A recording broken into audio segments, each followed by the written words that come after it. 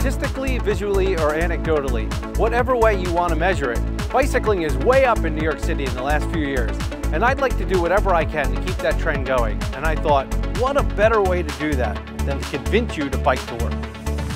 Now, I recently moved to Jackson Heights, Queens. And if you look at where that is in relation to Lower Manhattan, where the Street Films headquarters is, it might seem a little daunting to get there by bike. But I'm here to say that if you use a little moxie and the New York City DOT cycling map, it's really not that hard at all. I figured out a few different ways to get to work from here, but my safest and most enjoyable option takes me through Brooklyn using the Manhattan Bridge. At 11 miles each way, it's a few miles longer than my other options, but I enjoy coming into Manhattan with only about a half mile left to go to work.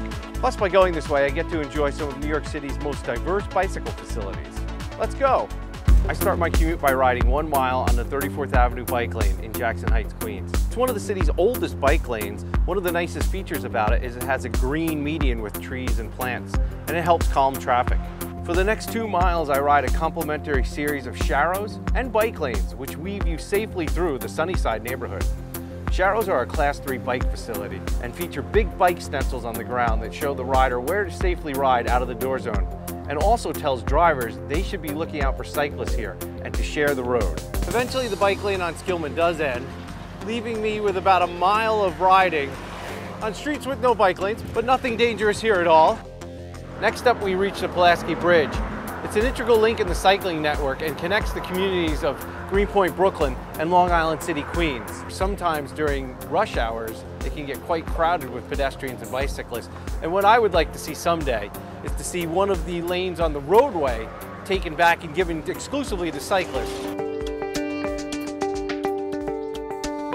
So here we are at the Kent Avenue bike lane, and this has got to be one of my favorite bike lanes in all of the city. It's a Class 1, two-way, floating parking protected, separated bike path, which runs for a few miles along the Williamsburg waterfront.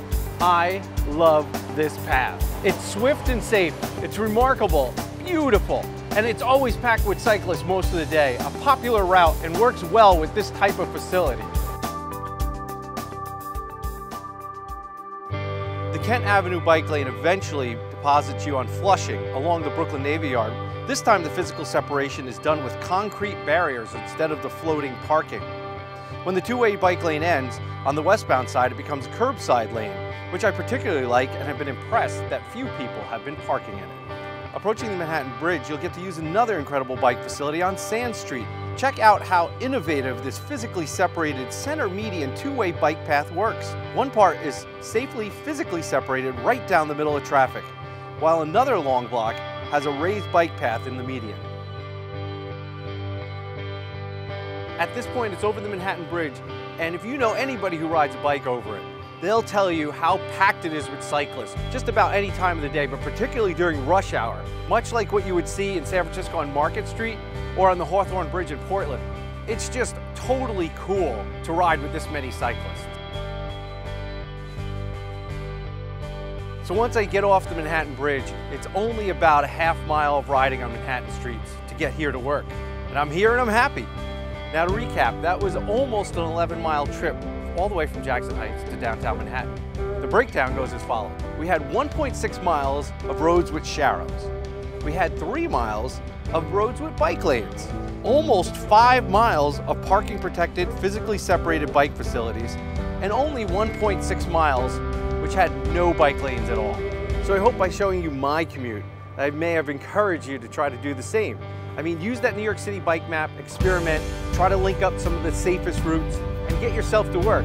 Hope to see you out on the roads.